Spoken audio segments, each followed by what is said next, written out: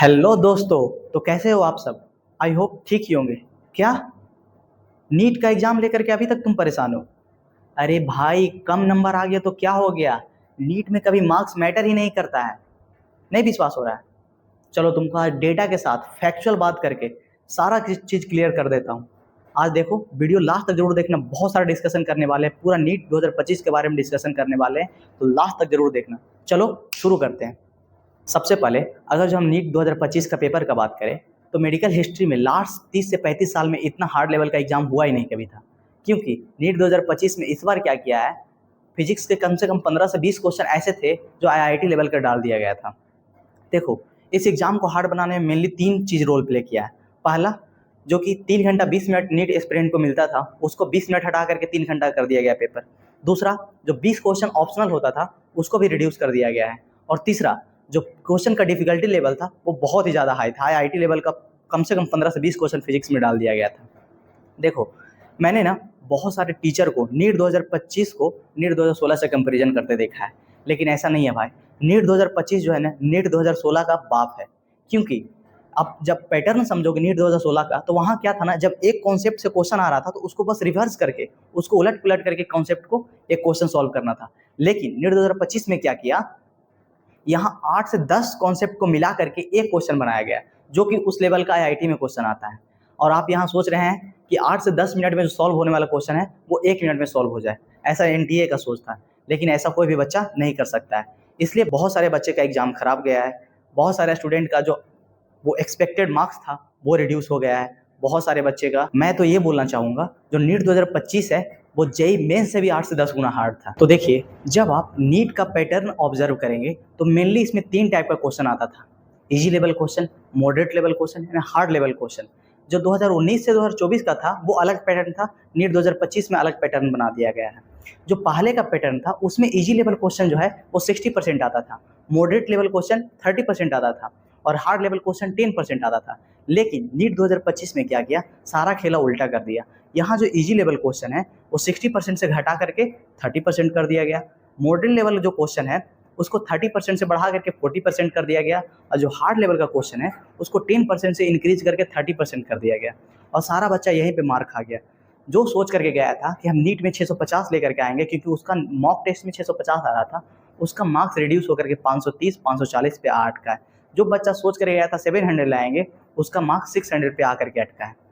तो देखिए, इसमें आपका कोई भी गलती नहीं है, इसलिए पैनिक नहीं होना है। क्योंकि जो ओवरऑल सारे बच्चे का एग्जाम खराब गया, ओवरऑल सारे बच्चे के लिए पेपर टफ था, तो इसमें आपका मार्क्स भले ही कम हो जाए लेकिन आपका रैंक पे इम्पैक्ट नहीं आएगा। चलिए मैं इसको एक ईजी वे में समझा देता हूँ। मान लो, अगर जो ये एग्जांपल तुमको झूठा लगेगा तो कोई भी अपने जो सीनियर जिसको जानते हो, या फिर कोई भी पेरेंट्स या फिर रिलेटिव हो जिनको जानते हो जो मेडिकल कॉलेज में पढ़ते हो, उनसे पूछ लेना। जब हार्ड एग्जाम होता है तो आपका मार्क्स कम हो जाएगा, जब इजी एग्जाम होगा तो आपका मार्क्स इंक्रीज हो जाएगा। लेकिन दोनों टाइप के एग्जाम में आपका रैंक आसपास में ही रहेगा, रैंक में वेरिएशन नहीं होता है। क्योंकि देख लो, जो रैंक जो है वो कॉम्पिटिटर डिसाइड करता है, लेकिन जो एग्जाम में मार्क्स है वो पेपर डिसाइड करता है।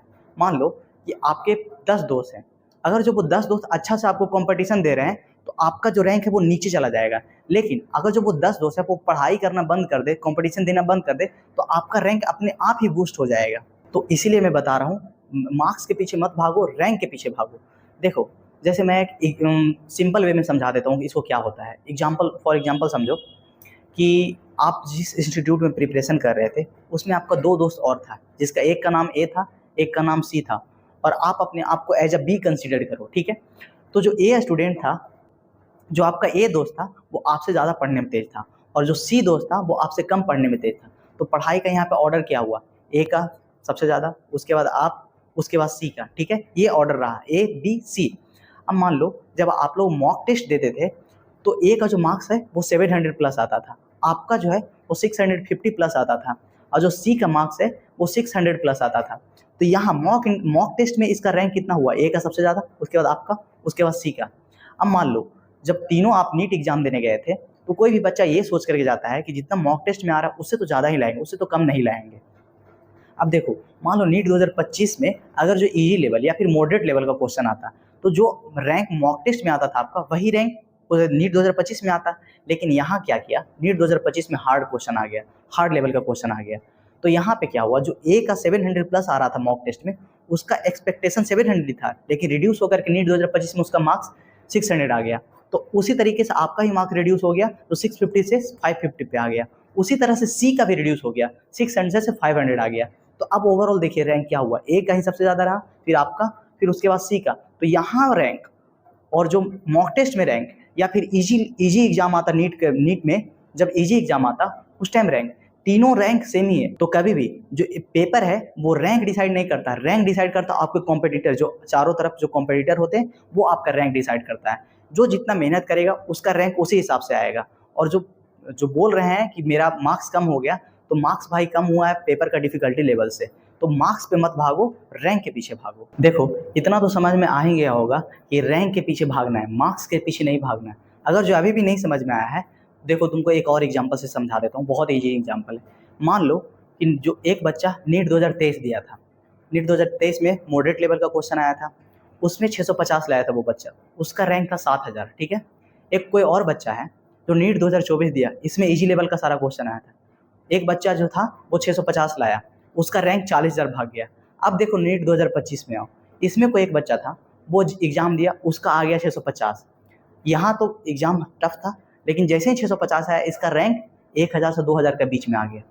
अब बताओ यहाँ जैसे ही मार्क्स 650 पे अब तुम फोकस करोगे, 650 के पीछे भागोगे, रैंक कहाँ भाग रहा है? एक में 7000 आया, एक में 40,000 आया, एक में 1 से 2000 आया। तो इसीलिए बोलते हैं मार्क्स के पीछे नहीं भागना है, रैंक के पीछे भागना है, समझे। देखो मेरा तो ये मानना है ना कि जो बच्चा अच्छा पढ़ने में होता है, कंसिस्टेंट होता है ना, उसके लिए हार्ड एग्जाम ही बेस्ट एग्जाम होता है।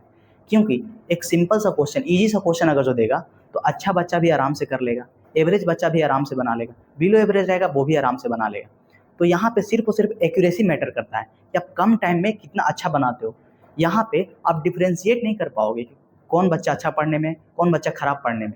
लेकिन जैसे ही हार्ड क्वेश्चन किसी के सामने आता है, तो वहाँ पे आप डिफ्रेंशिएट कर पाओगे कि ये बच्चा पढ़ने में अच्छा था, ये बच्चा पढ़ने में खराब था। क्योंकि वहाँ पे एक्यूरेसी के साथ साथ आप कितना, आपके पास कितना स्किल है, आप कितना मेहनत किए हो, आपके पास कितना नॉलेज है, ये सारा चीज़ वहाँ पे मैटर। देखो भाई एट द एंड मैं यही बोलूँगा, जो एमबीबीएस का सीट है वो इंडिया में तो फिक्स है कि 56,000 ही है, उसमें 1-2 हज़ार और बढ़ जाएगा। तो सिलेक्शन तो उतना ही बच्चे का होना है जितना कि पिछले साल का हुआ है।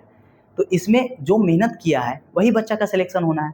जो मेहनत किया था वही बच्चा मॉक टेस्ट में 650 लाता था, वही बच्चे का नीट 2025 में रिड्यूस होकर के 550 पे 8 का है। ऐसा तो नहीं है कि जो मॉक टेस्ट में 400 लाता था उसका मार्क्स इंक्रीज हो गया नीट 2025 में, 400 से नीट 2025 में गया तो उसका 250 पे 8 का है।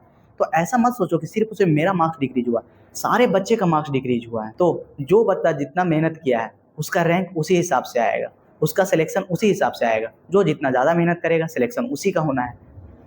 क्या तो कम मार्क्स आ गया तो डरना बंद करो और लाइफ को थोड़ा इजी बनाओ। अगर जो आपको लग रहा है कि मेरा सिलेक्शन हो जाएगा अच्छे से, तो भाई ये गोल्डन टाइम है, कॉलेज में आने तक और एग्ज़ाम देने के बीच में सबसे ज़्यादा गोल्डन टाइम होता है। जहाँ घूमना है घूम लो भाई, बाद में टाइम नहीं मिलेगा। आई होप आप लोग को पूरा एक्सप्लेनेशन मिल गया होगा। तो क्या टेंशन दूर हुआ कि नहीं? अगर जो हाँ तो लाइक ज़रूर करो, अगर जो कोई भी क्वेरी है तो कमेंट करो और चैनल को सब्सक्राइब कर लेना। तो चलो मिलते हैं नेक्स्ट वीडियो में, तब तक के लिए जय हिंद।